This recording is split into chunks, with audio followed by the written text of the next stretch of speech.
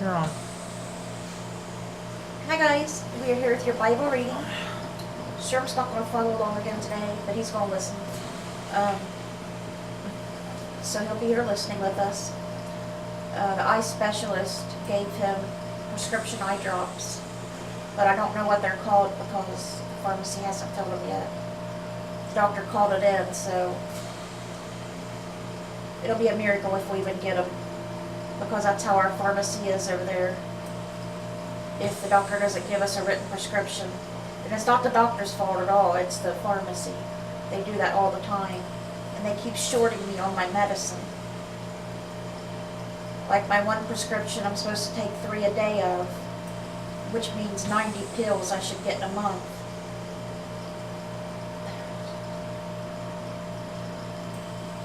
Sorry, I'm not good at math, I had to count on my fingers. They gave me 36 pills and gave me a sheet of paper that said they owed me 4 more, that I should have 39. Where's the ones for the rest of the month? So they give me 35 of 90 pills.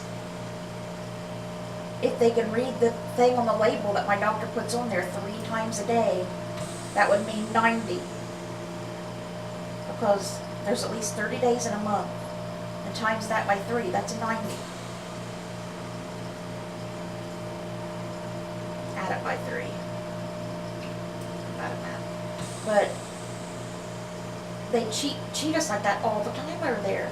And I'm going to take it this time because I want to prove that it's not a narcotic. And I want to prove to I'm going to show my doctor how they're doing over there. So I'm probably going to have Sherman do a prescription run to go back to the other pharmacy.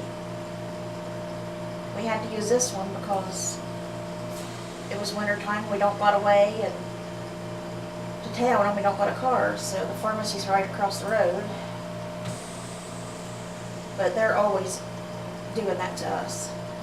And then before they have told me that they gave me my medicine that they never gave to me, and we called over there and they fought with me about it, saying that it was in the bag, that I just, that one was a narcotic, and acted like I just, was trying to get more of it, which is a lie, because I wouldn't do that.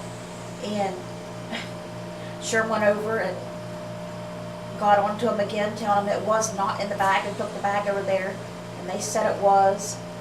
And then I called and told my doctor, and I don't know if they believe me or not, truthfully. And Sherm went back over there again, and it was hanging up there in their prescriptions with the other people's prescriptions the whole time. They had just not put it in the bag like we told them, so they found it hanging there. Didn't even apologize. And they acted like they gave it to me, said they gave it to us. But it was in the bag, but it was not. And I'm not going to try to cheat people out of medicine. Stupid. They're awful over there. Some of my medicine they won't even fill, because they actually sent a paper back saying for my shots that they didn't want to fool trying to get them. So I have to get them at the other pharmacy. So I can't get them as often as I need, because we can't get there. But the other pharmacy we have no problem with whatsoever. They're really good to us in there.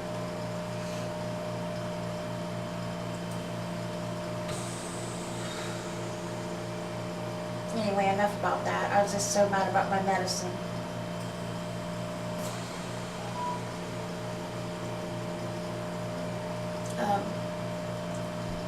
The parable of the workers in the vineyard is one thing we're going to be reading today. We'll be starting out with that in Matthew chapter 20, verses 1 through 28 in the New International Version, if you'd like to follow along. The parable of the workers in the vineyard, a parable of Jesus, another really good parable.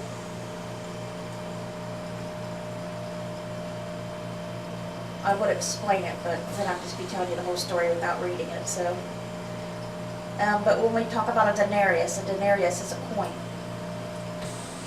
money. And then you'll see Jesus predicting his death a third time, and a mother asking Jesus to let her son sit on his right and left when they get to the kingdom of heaven. But you see how fair Jesus is to everyone. Jesus tells them it's not up to him. That's up to God. He can't say who's going to sit on his right and on his left. That's not his place, he says. You'll see in Jesus' own words. Okay, let's begin. For the kingdom of heaven is like a landowner who went out early in the morning to hire workers for his vineyard. He agreed to pay them a denarius for the day and sent them into his vineyard. About 9 in the morning, he went out and saw others standing in the marketplace doing nothing. He told them, "You also go and work in my vineyard, and I will pay you whatever is right." So they went. He went out again about noon and about 3 in the afternoon and did the same thing. About 5 in the afternoon, he went out and found still others standing around. He asked them, "Why have you been standing here all day long doing nothing?" "Because no one has hired us," they answered. He said to them, "You also go and work in my vineyard." When evening came, the owner of the vineyard said to his foreman, "Call the workers and pay them their wages, beginning with the last ones hired and going to the first." The workers who were hired about 5 in the afternoon came and received a denarius. So when those came who were hired first, they expected to receive more. But each one of them also received a denarius. When they received it, they began to grumble against the landowner. "These who were hired last worked only an hour," they said, "and you have made them equal to us, who have bore the burden of the work in the heat of the day." But he, the homeowner, answered one of them, "I am not being unfair to you, friend. Didn't you agree to work for a denarius? Take your pay and go. I want to give the one who was hired last the same as I give you. Don't I have the right to do what I want with my own money? Or are you envious because I am generous? So the last will be first, and the first will be last." So you might understand a little more about what we was talking yesterday about the last being first and the first being last. Now Jesus was going to Jerusalem. On the way he took the 12 aside and said to them, "We are going up to Jerusalem, and the Son of Man will be delivered over to the chief priests and the teachers of the law. They will condemn him to death, and will hand him over to the Gentiles to be mocked and flogged and crucified. On the third day he will be raised to life." Then the mother of Zebedee's sons came to Jesus with her sons, and kneeling down asked a favor of him. "What is it you want?" he asked. She said, "Grant that one of these 2 sons of mine may sit at your right, and the other at the left in your kingdom." "You don't know what you are asking," Jesus said to them. "Can you drink the cup I am going to drink?" "We can," they answered. Jesus said to them, "You will indeed drink from my cup, but to sit at my right or left is not for me to grant. These places belong to those for whom they have been prepared by my Father." When the 10 heard about this, they were indignant with the 2 brothers. Jesus called them together and said, "You know that the rulers of the Gentiles lord it over them, and their high officials exercise authority over them. Not so with you. Instead, whoever wants to become great among you must be your servant, and whoever wants to be first must be your slave, just as the Son of Man did not come to be served, but to serve, and to give his life as a ransom for many." Son of Man being Jesus, of course.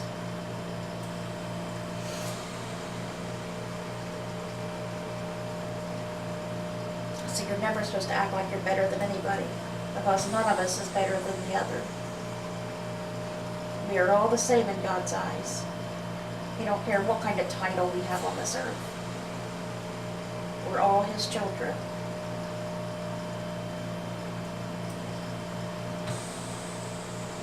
God don't play favorites.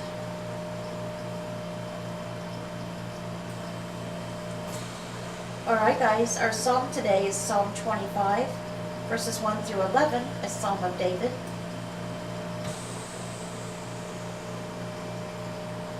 In you, Lord my God, I put my trust. I trust in you. Do not let me be put to shame, nor let my enemies triumph over me.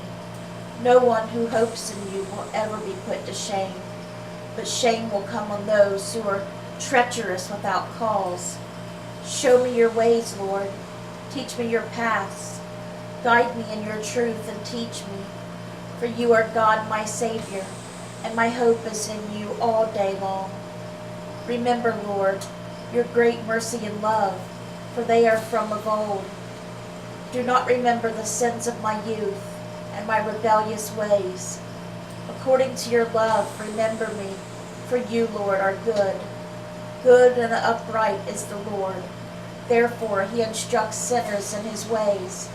He guides the humble in what is right and teaches them his way.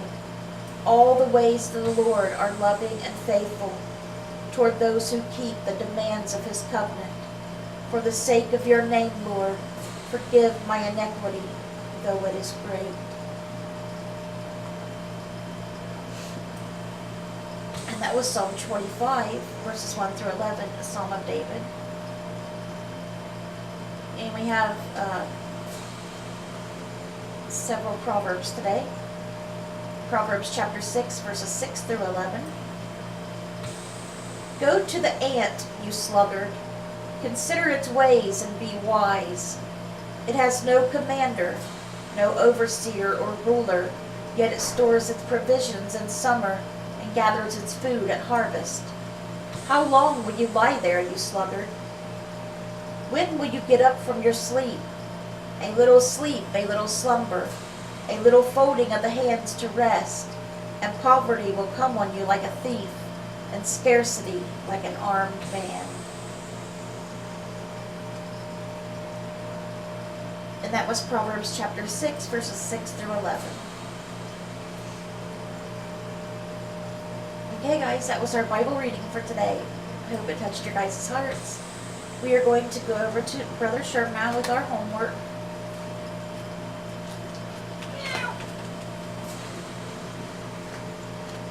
Okay, when Sherm gets ready, I'll let you know.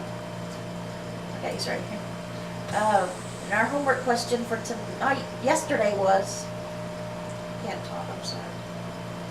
Our homework question for yesterday was,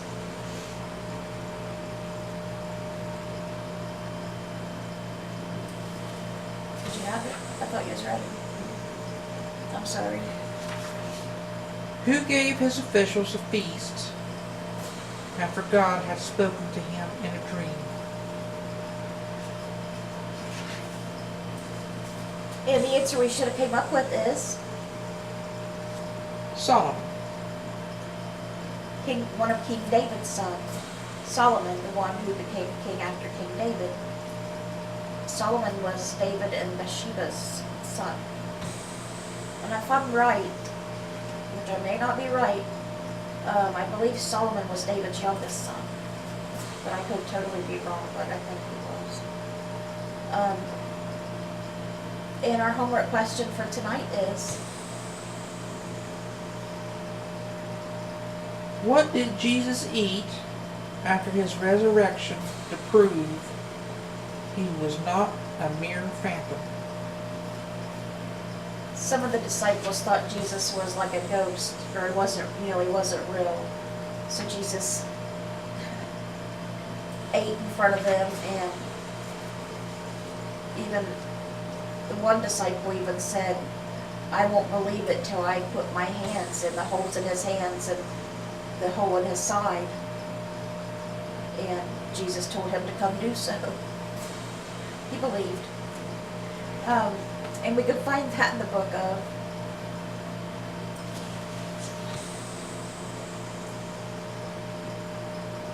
Luke 24. Luke chapter 24. That's the third book of the New Testament. And again, the question is, What did Jesus eat after his resurrection to prove he was not a mere phantom? okay guys, that was our homework. Do we have time to do the prayer request?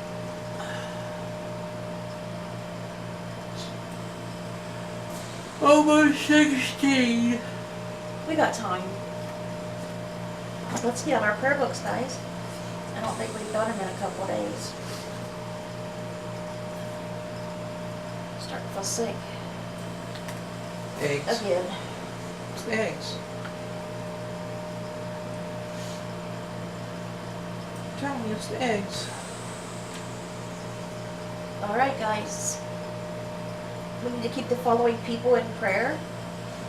Pam, Margie and Chuck Sickles, Eric, Macy, Christopher Serback, Miranda and Jeremy Caverly, April and Linda Thacker, Sherman Crabtree, Debbie Lee, Rhonda Karshner, Tater Doles, Luann, Bridget and family, Shannon and her little son Giovanni, Patty Haynes, Barb Post, Cindy Welsh, Dora Carper, Jimmy Myers, Abby Myers, Norma Boyer, Garnet Boyer, Ariana Lloyd, Norman Karshner, Doris Thompson, Mindy Gallimore, Melody Ramey, Tammy Ashworth, Sandy, Kenny Wellman, Annie West, Roy and Lori Mollett, and all the homeless people and animals.